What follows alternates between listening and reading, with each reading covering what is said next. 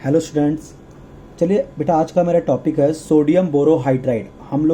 मैंने एक organic reagent की एक सीरीज़ शुरू की है जिसमें हमने सबसे पहले कवर किया लिथियम एल्यूमिनियम हाइड्राइड और फिर हमने कवर किया आपका डाइबल एच। आज का टॉपिक है सोडियम बोरोहाइड्राइड।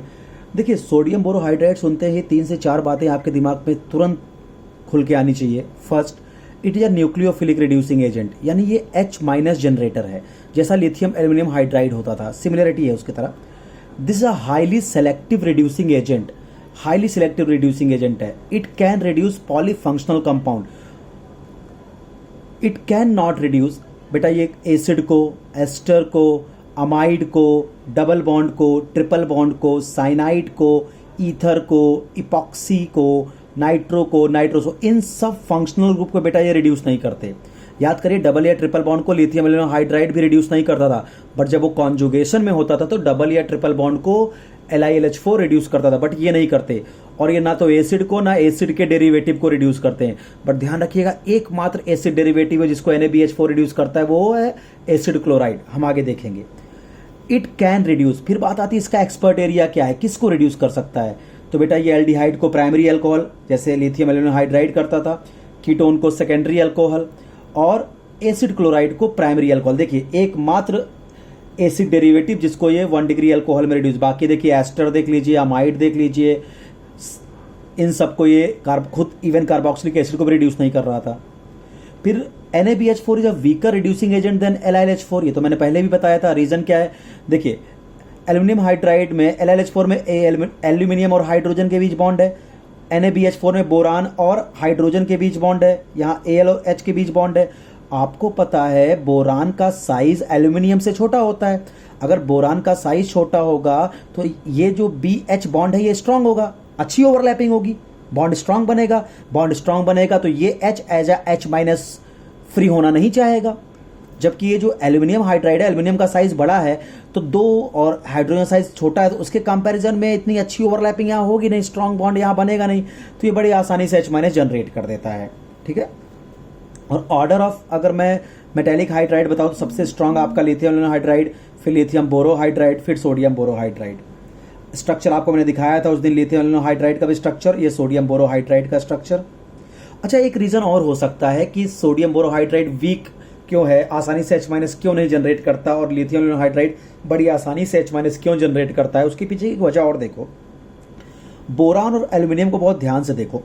बोरान जो है, बोरान और एल्यूमिनियम एक ही ग्रुप के मेंबर हैं और टॉप टू एटम चलने पर इलेक्ट्रोनेगेटिविटी डिक्रीज होती है। इसका मतलब बोरान की इलेक्ट्रोनेगेटिविटी क्या है, ज़्यादा, एल्यूमिनियम की इलेक्ट्रोनेगेटिविटी कम। और आपको पता है कि इलेक्ट्रोनेगेटिव के ऊपर नेगेटिव स्टेबल होता है, तो बोरान का साइज छोटा है और इसकी इलेक्ट्रोनेगेटिविटी ज़्यादा है, इसलिए नेगेटिव चार्ज यहाँ स्टेबल है। अगर नेगेटिव चार्ज स्टेबल है यानी ये स्पीसीज स्टेबल है, इसलिए ये बड़ी आसानी से H- डोनेट नहीं करेगा। जबकि एल्यूमिनियम हाइड्राइड में एल्यूमिनियम का साइज बड़ा, इलेक्ट्रोनेगेटिविटी कम, और इलेक्ट्रोनेगेटिविटी कम है बोरान के कंपैरिजन में, तो इस पर नेगेटिव चार्ज स्टेबल नहीं होगा, इसलिए स्टेबलाइज होने के लिए H- बड़े प्यार से रिलीज कर देता है। आई थिंक ये बात आपको क्लियर हो गई होगी। आइए नेक्स्ट देखते हैं बेटा।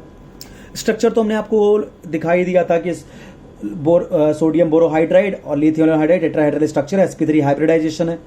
प्रिपरेशन की बात करें तो बेटा इसको ट्राईमिथॉक्सी बोरेन से बनाते हैं। सोडियम बोरोहाइड्राइड को ट्राईमिथॉक्सी बोरेन का रिएक्शन हमने सोडियम हाइड्राइड से कराया, 4 मोल हमने देखिए लिया है। तो ये तीनों ग्रुप यहाँ से निकलेंगे OCH3- के फॉर्म में और 3Na+ के साथ रिएक्शन करेंगे तो देखो 3OCH3- 3Na+, 3NaOCH3 बन गया, तो बाई प्रोडक्ट है। और यहाँ पे 3 हाइड्राइड आके यहाँ अटैक किया तो यहाँ पे बोरेन बन गया BH3। और अब पता है बेटा बोरान के पास एक वैकेंट ऑर्बिटल होता है क्योंकि sp2 हाइब्रिडाइज्ड होता है बोरान। तो जो एक H- बचा है वो बोरान के इस वैकेंट ऑर्बिटल में अपने इलेक्ट्रॉन को डाल देता है और ये स्ट्रक्चर बन के तैयार हो जाता है। NaBH4 not soluble in ether and THF। देखिए लिथियम हाइड्राइड का सॉल्वेंट था THF एंड ईथर। याद करिए, डाइबल एच का सॉल्वेंट था जाइलिन, टॉलिन, एनहेक्सेन। एक्चुअली क्या होता है, NaBH4 पोलर प्रोटिक सॉल्वेंट में आसानी से डिसॉल्व होता है, लेकिन लिथियम हाइड्राइड को जब हम पोलर प्रोटिक सॉल्वेंट में डिसॉल्व करते हैं तो बेटा वो एक्सप्लोड कर जाता है, इसलिए उसको पोलर प्रोटिक सॉल्वेंट डिसॉल्व नहीं करते। NaBH4 के लिए जो सॉल्वेंट होते हैं पोलर प्रोटिक होते हैं, as like methyl alcohol, ethyl alcohol, water etcetera. Mechanism just like lithium aluminium hydride.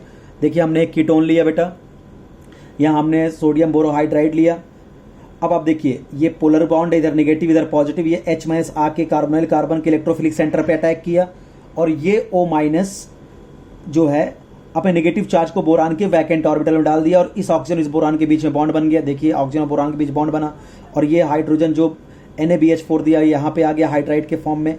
तो this hydrogen comes from NaBH4। अब आपके पास अभी भी देखिए 3 हाइड्राइड हैं, तो 3 मोल कीटोन और आएगा, रिएक्शन होगी, ये एडक्ट बनेगा। अब इसकी फर्दर हम क्या कर देंगे, एसिडिक हाइड्रोलिसिस, तो अपना अल्कोहल बन के तैयार हो जाएगा। अब यहाँ पे देखिए ये जो हाइड्रोजन आया है ये कहाँ से आया है, NaBH4 से, और ये जो H आया है कहाँ से आया है, सॉल्वेंट से। जैसे एग्जांपल देखिए आप, हमने एक कीटोन लिया NaBD4, तो इसका मतलब यहाँ पे ये D माइनस देगा, तो D माइनस कहाँ आएगा, यहाँ पे, तो यहाँ D लग गया, और यहाँ सॉल्वेंट से H प्लस, यहाँ OH आ गया। यहाँ देखिए NaBH4 CH3 और, तो यहाँ पे क्या, यहाँ पे H लगा दिया हमने, और इसके थ्रू यहाँ पे सॉल्वेंट वाला H यहाँ पहुँचता है, तो यहाँ OH लग गया। Function of NaBH4, function of NaBH4, aldehyde को प्राइमरी अल्कोहल में बेटा रिड्यूस करता है, ये एल्डिहाइड को प्राइमरी अल्कोहल में रिड्यूस करता है, कीटोन को ये सेकेंडरी अल्कोहल में रिड्यूस करता है, एसिड क्लोराइड को ये प्राइमरी अल्कोहल में रिड्यूस करता है, एसिड क्लोराइड को प्राइमरी अल्कोहल में रिड्यूस करता है।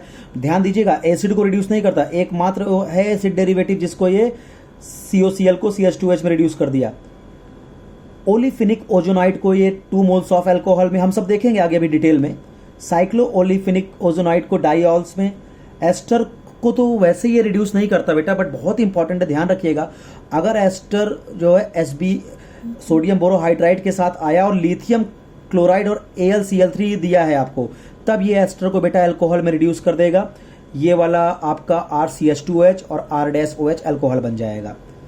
नॉर्मली बेटा sodium borohydride carbon triple bond nitrogen को कभी रिड्यूस नहीं करता, मैंने पहले भी लिखाया, लेकिन कार्बन डबल बॉन्ड नाइट्रोजन जिसको हम इमीन बोलते हैं, इमीन को ये रिड्यूस कर लेता है। कैसे रिड्यूस करेगा, एक हाइड्रोजन मैंने यहाँ दे दिया इस डबल बॉन्ड वाले कार्बन को, और एक हाइड्रोजन मैंने इस डबल बॉन्ड वाले नाइट्रोजन को, तो RCH2NH2 अमीन्स में रिड्यूस, यानी इमीन्स को अमीन्स में रिड्यूस करता है। कार्बन ट्रिपल बॉन्ड नाइट्रोजन को ये रिड्यूस नहीं करता, नहीं कार्बन डबल बॉन्ड नाइट्रोजन को ये रिड्यूस करता है। बहुत इंपॉर्टेंट था बेटा ये। नेक्स्ट देखिए, ये डाइजोनियम सॉल्ट जो है उसको भी ये क्या करता है, रिड्यूस करता है बेंजीन में। अब आप देखिए प्राइमरी अल्काइल हैलाइड को सोडियम बोरोहाइड्राइड रिड्यूस नहीं करता, बट सेकेंडरी को रिड्यूस करता है एल्केन में, बस एक H यहाँ लगा दीजिए, और टर्शरी को भी रिड्यूस करता है एल्केन में। और ये रिडक्शन इसका SN1 मैकेनिज्म होती है, और आपको पता है SN1 में क्या होता है, कार्बोकैटायन बनता है, और कार्बोकैटायन का ऑर्डर क्या, टर्शरी कार्बोकैटायन स्टेबल होता है, फिर सेकेंडरी फिर प्राइमरी। तो 1 डिग्री अगर SN1 करेगा तो 1 डिग्री कार्बोकैटायन बनेगा, और आपको पता है 1 डिग्री कार्बोकैटायन बहुत अनस्टेबल है, इसलिए प्राइमरी अल्काइलाइड सोडियम बोरोहाइड्राइड से रिड्यूस नहीं होता। अजाइड अमीन्स में रिड्यूस होगा, N3NH2 में चला जाएगा। जैसे हम देखें रिडक्शन ऑफ कार्बोनाइल कंपाउंड, अब आप देखिए SBH, इधर एस्टर है इधर कीटोन है, तो एस्टर को तो रिड्यूस करेगा नहीं, पहले ही बताया, जब तक LiCl और AlCl3 नहीं होगा एस्टर नहीं रिड्यूस होगा, तो कीटोन को सेकेंडरी अल्कोहल। यहाँ देखिए एसिड है इधर कीटोन, तो कीटोन को सेकेंडरी अल्कोहल, एसिड को इसने टच भी नहीं किया, वैसा ही रहने दिया। इधर देखिए इधर कीटोन दोनों को सेकेंडरी अल्कोहल में रिड्यूस कर दिया। इधर देखिए यहाँ कीटोन, यहाँ C ट्रिपल बॉन्ड N, अभी हमने बताया ये C ट्रिपल बॉन्ड N को रिड्यूस नहीं करता, C डबल बॉन्ड N को रिड्यूस करता है, तो ये तो एज सच रहेगा, कीटोन को सेकेंडरी अल्कोहल। देखिए एल्डिहाइड को प्राइमरी अल्कोहल में रिड्यूस कर दिया। अब मैं आपको ये समझाता हूं कि एसिड को, एस्टर को, अमाइड को ये रिड्यूस नहीं कर रहा है, लेकिन एसिड डेरिवेटिव में एसिड क्लोराइड को क्यों रिड्यूस कर दिया, ये बड़ी समझने की बात है। तो आप देखिए एसिड क्लोराइड है यहाँ पे, क्लोरीन आपको पता है प्लस M इफेक्ट से लोन पेयर को डोनेट करेगा टुवर्ड्स कार्बन चेन, और -I से ये इलेक्ट्रॉन विड्रॉ करेगा। तो अगर +M से ये इलेक्ट्रॉन डोनेट करेगा तो इस कार्बन पे, इलेक्ट्रोफिलिक कार्बन पे जो पॉजिटिव चार्ज है वो डिक्रीज होगा, जिससे H- का अटैक आसान नहीं होगा, मिनिमाइज होगा H- का अटैक, यहाँ पॉजिटिव चार्ज कम होगा तो। लेकिन आपको पता होना चाहिए बेटा कि हैलोजन जो है उसका -I इफेक्ट डोमिनेट करता है मीजोमेरिक पे ड्यू टू इलेक्ट्रोनेगेटिविटी, इसलिए minus inductive electron withdrawing nature जो इसका -I नेचर है वो डोमिनेट करता है, जिससे ये इलेक्ट्रॉन को अपनी तरफ क्या करता है, पुल करता है। इलेक्ट्रॉन पुल करेगा तो यहाँ पॉजिटिव चार्ज क्या हो जाएगा, इंक्रीज हो जाएगा, ये एक्टिवेटेड इलेक्ट्रोफाइल तैयार होगा, जिससे H- बड़े प्यार से यहाँ पे अटैक करेगा। इसलिए केवल एसिड क्लोराइड ही एकमात्र एसिड डेरिवेटिव है जो SbH4 से रिड्यूस हो जाता है।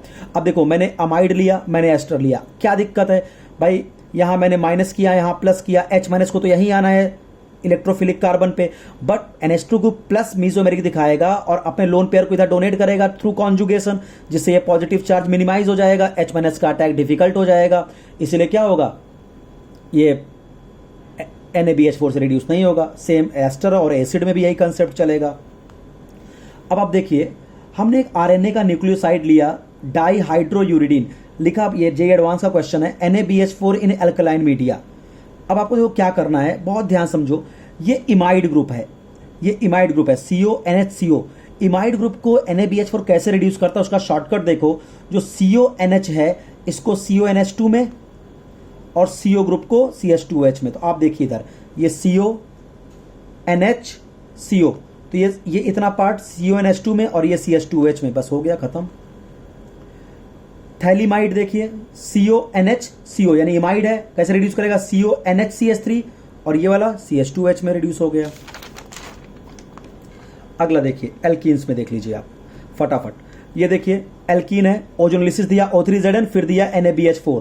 तो क्या होगा, मैं शॉर्टकट बताता हूं आपको मैंने कई बार बताया है इसकी कि जब भी ओजोनोलिसिस होगा तो डबल बॉन्ड पे आप ऑक्सीजन का बंटवारा कर दीजिए और डबल बॉन्ड को ब्रेक कर दीजिए। तो इधर क्या बचेगा, CH3CHO एल्डिहाइड, CH2O फॉर्मल्डिहाइड। तो एक एल्डिहाइड बना, एक फॉर्मल्डिहाइड बना, एसिटल्डिहाइड एंड फॉर्मल्डिहाइड। अब NaBH4 आप जानते हो CHO ग्रुप को CH2OH में डालता है, तो एसिटल्डिहाइड का CHO ग्रुप CH2OH में और फॉर्मल्डिहाइड का SCH2OH यानी मेथाइल अल्कोहल में। ये देखिए 2-ब्यूटीन दिया, ओजोनोलिसिस दिया, ऑक्सीजन का बंटवारा किया डबल बॉन्ड पे, डबल बॉन्ड तोड़ दिया। इधर से भी CH3CHO 2 moles of acetaldehyde. NaBH4 में क्या होगा, एल्डिहाइड ग्रुप प्राइमरी अल्कोहल में 2 moles of ethanol. Cyclic olefins देख लीजिए आप, साइक्लोहेक्सिन दिया, ओजोन दिया, ऑक्सीजन हमने डबल बॉन्ड पे दिया, डबल बॉन्ड को ब्रेक कर दिया। तो क्या बना बेटा यहाँ पे, CHO NaBH4 आ गया, CHO ग्रुप को CH2OH डाईऑल्स में चेंज कर दिया।